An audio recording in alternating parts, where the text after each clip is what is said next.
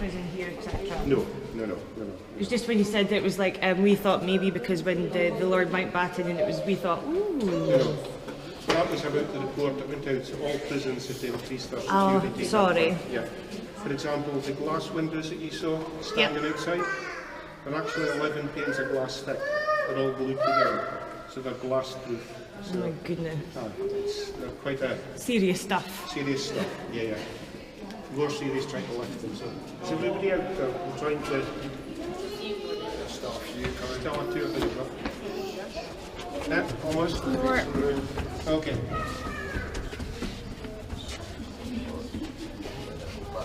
Right.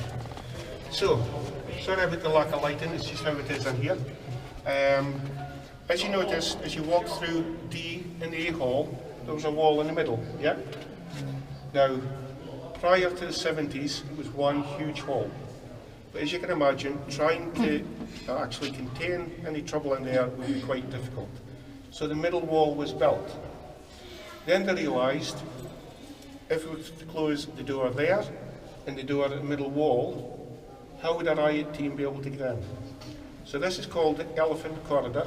It leads to nowhere, but it does lead to somewhere, because if trouble kicked off in D Hall, they could come in from that door, the riot team could come down here, go up the steps, and the door that divided it, they could open it and come in for that side as well. The other hall was okay, because it had an outside door, and then they could come in through this hall as well. So the corridor was designed really, it was all open space, so the team could get down and come in behind it if there was anything kicked off in the actual A hall itself. So the Elephant Corridor, leading to nowhere, but serving a really good purpose. And it normally was dark like this as well. Okay. So what we'll do now, we're going into the corridor again, and then you're going into the stop. It says 12, 13 and 14. Now when you go in there, the first thing you'll see is, well, the first thing that prisoners would have seen was the booking in area. You'll easily know it because you've got the fingerprints, you've got the forms to fill in, you've got all that sort of area there. Then when you come out, if you look, you'll see there's a shower block. Now the shower block only contains 8 showers, and there was only 8 showers for the entire prison. So what would happen is, in groups of 8 they would go in, the senior officer would then say, step in, the 8 would step in, you then say, soap on. They had a minute to get wet and get their soap on. You then called soap off, you had a minute to rinse and come out. That 8 would come out, the next 8 would go in, and that's how the conveyor belt used to work. The last area you'll look at, although it's the first thing you'll see on your left-hand side when you go in, is what was known as the A-frame. Now the A-frame stopped about 1939. It was designed way back when corporal punishment could be put out here, and you'll see a photograph beside the A-frame of the cat of 9 tails.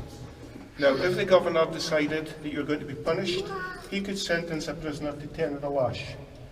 You'll see the A-frame's designed so that your wrists go through the top leather straps and you're hoisted up. You have one leg strapped to the right pole and one leg strapped to the left. Then the lash would be given, hosed down, taken back and left in your hammock to recover. So that's what the A-frame's designed for.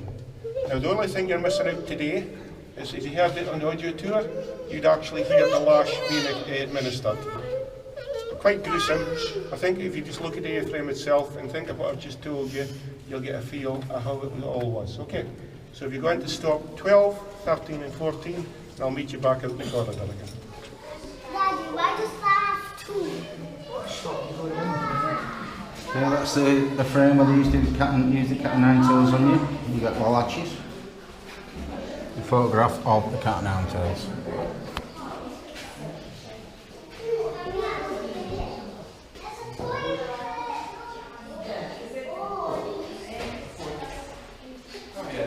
Okay.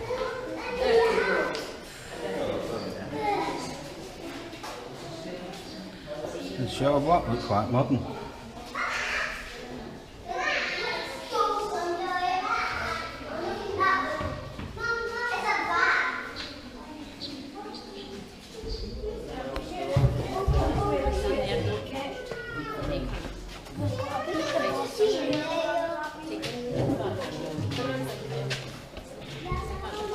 So do you want to explain what that's for? Ask us. I know what that's for. That's for X-raying your butt. To make sure you've got nothing up it. Yes.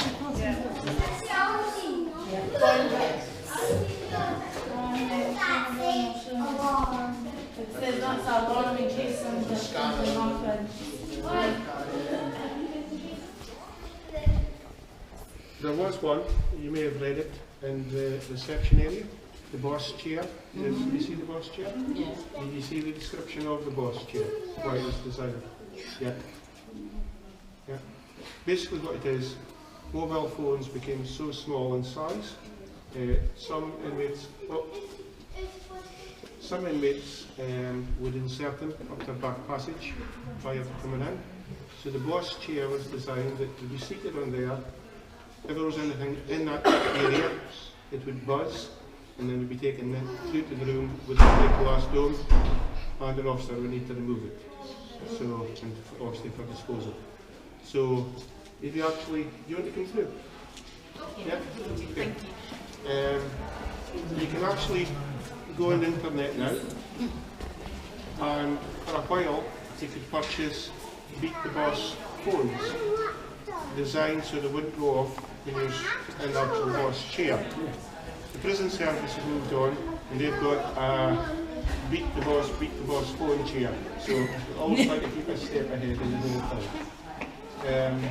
So where we're going next, so you've been through A and D hall. You'll see that B hall, that's sealed off. That's a full invitation, and there's been 2 films made out here so far. If you've seen A and D, you've seen B. However, if you're around here as an inmate and you've committed a further offence, you're taken out to the governor's orderly room. And that's where we're going next. So we're going down to the bottom of the corridor, and turn on right, go up 2 steps, or 3, go up 2 or 3 steps, and you'll go in to the governor's orderly room. What would happen is you'd be taken in there in the morning, and they've armed the inmate. Imagine the governor sitting behind his desk. I would be about 6 foot in front of him. There'd be 3 officers this side, and 3 officers this side, all facing me. The 2 inner officers were there. If I made any move towards the governor, it would be shoulder, wrist, and down onto the floor. The senior officer would read out the charge, and the governor at that point would pass sentence of how long you're going to be in the segregation area, taking out a normal prison life. It could be anything from days to weeks to months. Now, when you move through into the segregation area, you'll look into the first 2 cells, and you'll actually think, you want to come through, folks? Yeah, just pass through, okay. You'll actually look and go, nice big cells, nice cells compared to what you've just seen. So surely it's worth committing an offence to get in here. What you have to bear in mind is the first 2 cells that you see were about 2013. A different style of prisoner was held in here. They were in there more for their own protection, so it was a much better setup. When you look at the cell, the 3rd cell as you pass, you'll see how the segregation block really was. A wooden bed with a wooden pillow.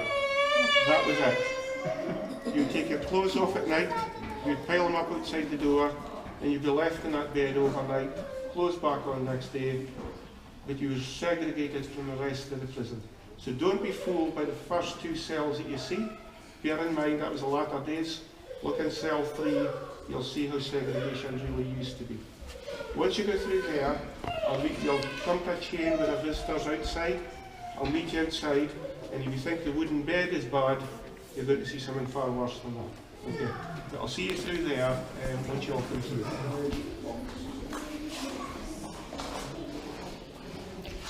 He's too young there, Governor. Yeah, he's definitely too young to be a governor. The last one was a lady. The current one's a lady. I wonder if she can probably.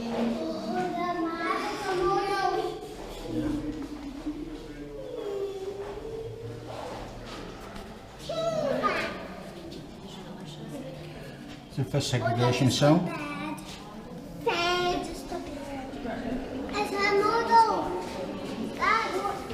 The second segregation cell for certain type of prisoners. We can guess what they are. Peterhead after all. And this is the segregation area with a wooden bed and a wooden pillow.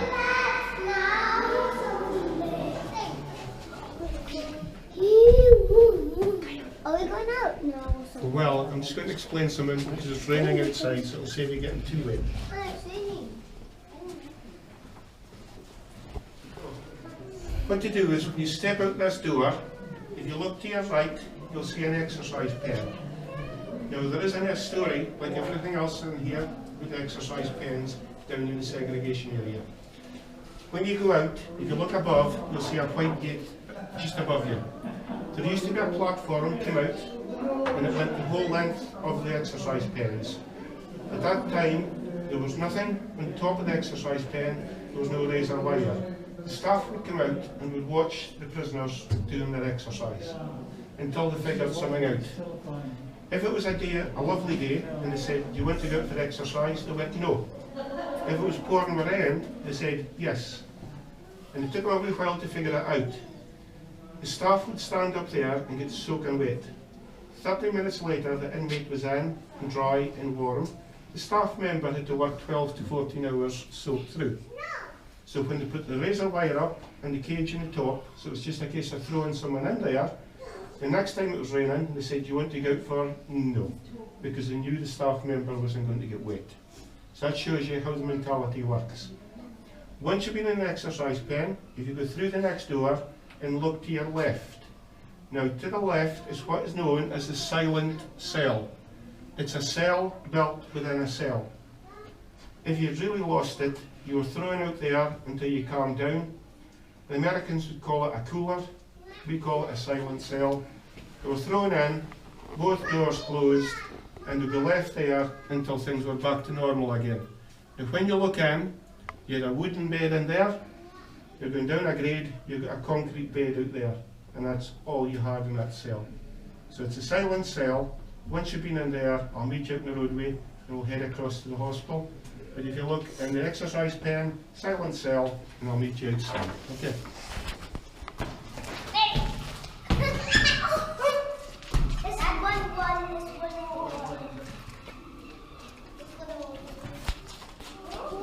Okay guys, this is the silent cell, but I don't think this camera will pick it up, so I'll try and get a photograph of it. We'll give it a try, we'll see what we see. So these people's coming. This is the cell within the cell.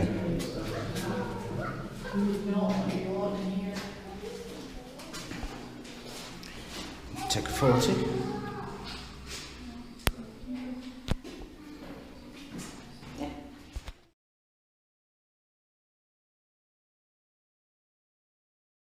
Probably seen a barred gate. So staff, if there was somebody in there, a staff member had to be out there as well. It was sometimes known as the forgotten post, because things were so busy, they tended to forget there was a staff member down here. He would have to stand out in all conditions. They weren't allowed to go in if the weather was inclement and sit just inside the door. However, as you've seen it, they said, well, we prefer to get wet rather than sitting there. So it could be 12-14 hours someone was standing out there. Every hour they would go in, put on the switch, basically just to make sure the person is still alive, switch off, back out again. So it's an hourly check with a little light that went on. But the prisoner himself would have been sitting as you've seen it just now. I wouldn't have liked them coming in and switching the light. I would have been like, just leave it. Well, I think some of these guys thought it was... Right. Okay? Everybody be done? Yep. Yeah. Right. What we're going to do is, you'll see the lifeboat behind us.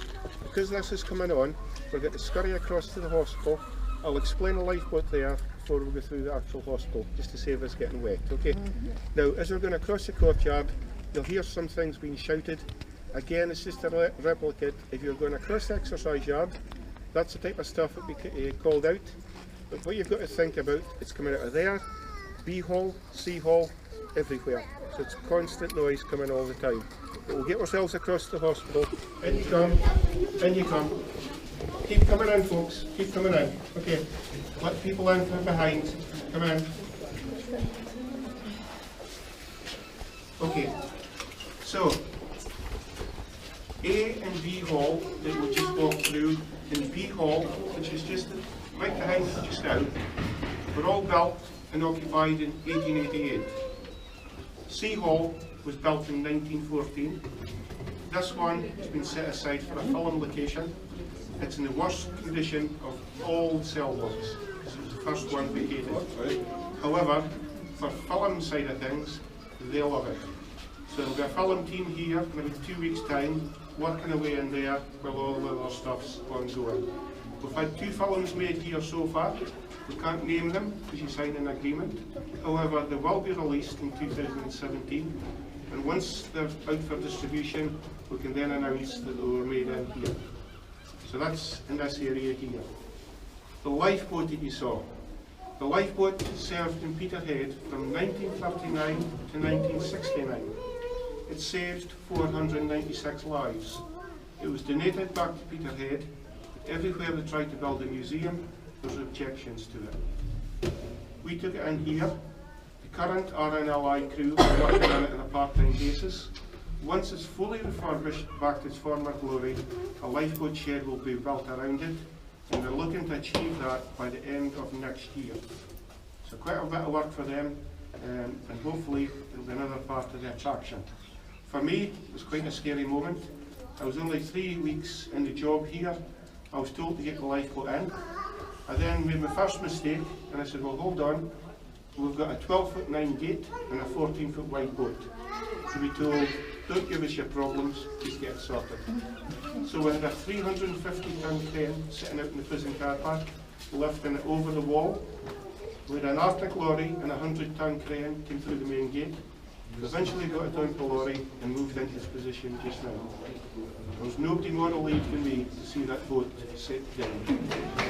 With all the history behind it, and boats, those that know about the sea, boats do not like to be underwater. That's the time that they tend to fall to. So we're well pleased to have that. So that's the reason it's there. Where you're going next, you're going down this corridor and you're going into the hospital area. As you walk down, first room on your right, just a standard admin room, nothing fancy. The next room was where the doctor would be. Now, when you look in, and again you'll hear this as part of your audio tour, it's maybe something you don't think about until you come into this kind of place, but you'll see that it was set up so the doctor actually had his back to the door. Now in a normal community hospital, you'd be facing the door to welcome you to come in and sit down. The reason that doesn't happen in a prison, you then put the inmate between the doctor and the door. So that inmate steps off, the doctor's trapped. So when you look in, you'll see it's round the other way, so if the inmate flares up, the doctor can quickly get out the actual door. When you come out of the doctor's, directly opposite, you'll see the pharmacy. And that's where they would go to get their medication.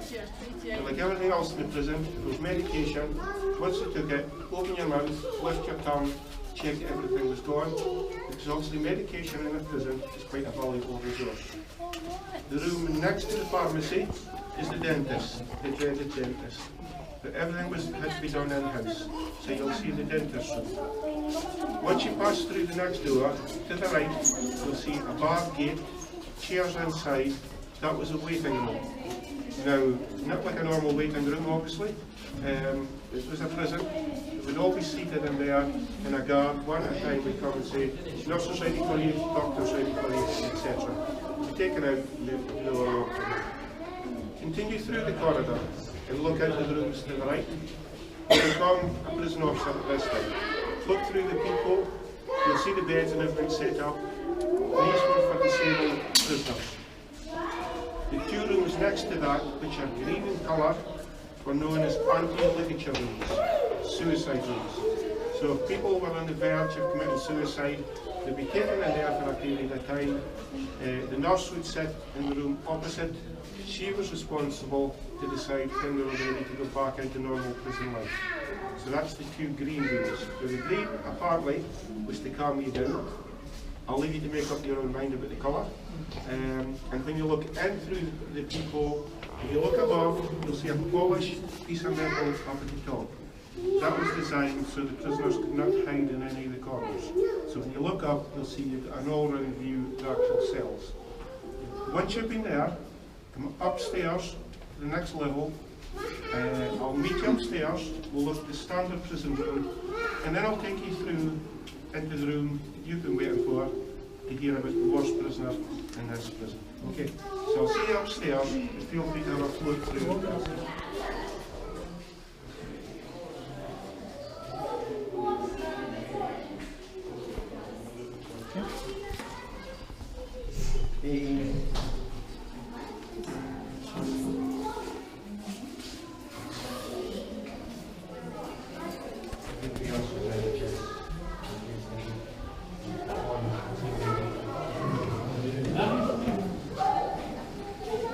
There's nothing in there.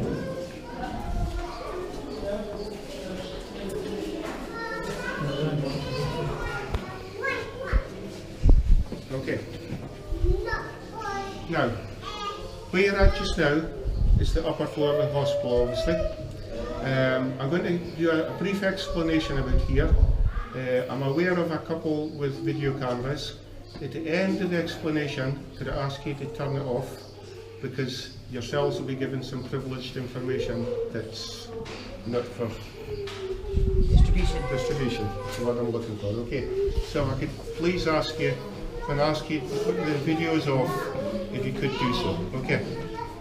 Right, so the upper floor of the hospital, as you look in, one shower for the entire hospital. The advantage of being in the hospital compared to a prison cell, as you see when you look in, you will find they have a toilet and a wash hand basin in there.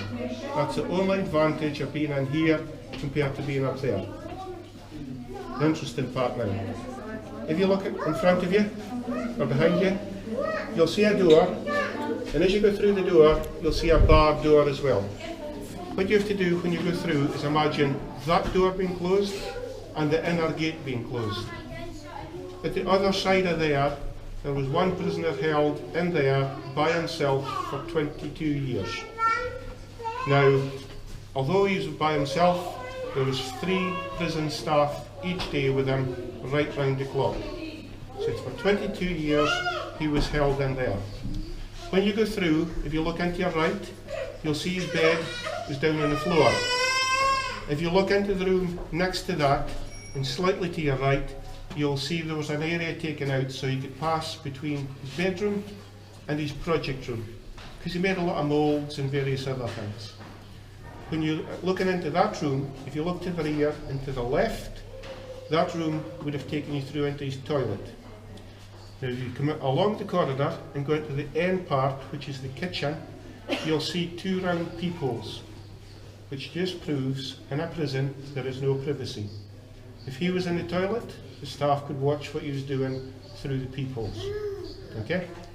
The room opposite the kitchen was his project room. He made a lot of cuddly toys for the hospital and various other things.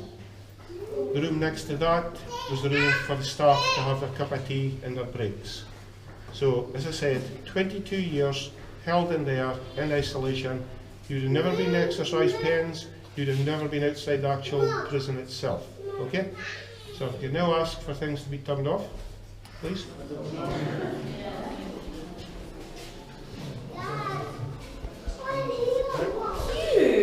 Somebody's sewed that Scotty dog's paws together.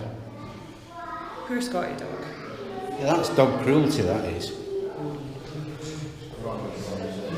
They sewed his paws together. Can they going to use one of the tools because? Yeah.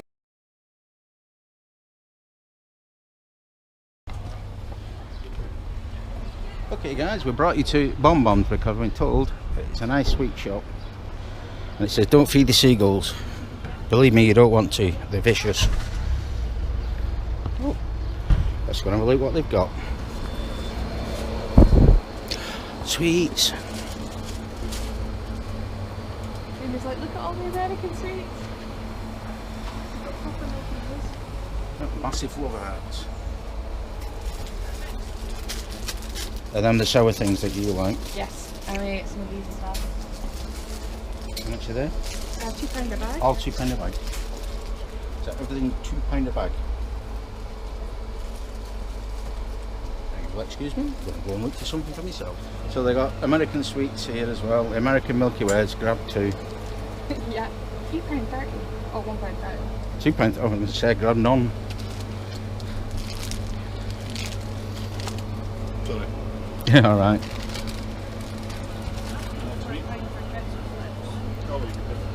Lucky Charms. Lucky Charms.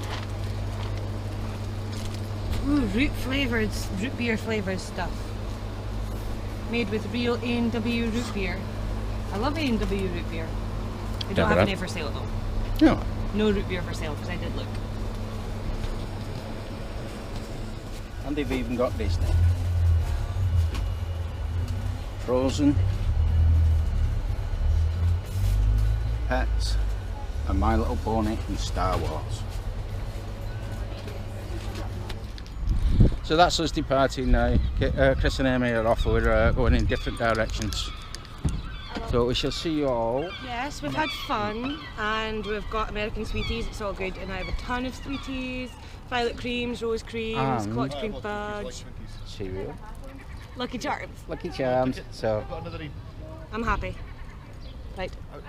Love you, sweetheart. Take care. see you next week. Enjoy. See you later. First time I ever saw this was a Ghostbusters. Twinkie. Yeah, where the guy was just like in the big red thing that has the ghost and he takes at night. He's Yeah. explaining if I take this Twinkie, blah blah blah. And that's ever since then I wanted one. Whenever he sees them, he has to buy them now. Good as any. Good excuses. Hi guys, that was an absolute super day. We enjoyed ourselves so much at that tour, and thank you very much to Alec for showing us round. Generally what happens when you go to Peterhead prison, they give you audio described, give you the earphones, it's audio described and you go to stations. But because it was so busy, as you might see from the front, he gave us half price. Yeah, got half price off the tour, and he gave us a personal tour. Well, same personal tour, it was 30 of us, but it was like getting our own VIP tour, and it was absolutely fantastic. It's a fantastic day. Really enjoyed that. We're a little bit tired, so what we're going to do is go off and watch 24 and eat our tea and whatever and just relax. So with that, we're going to call it for the night. So it's a good night from me. And it's a good night from him. Good night. We'll see you all tomorrow.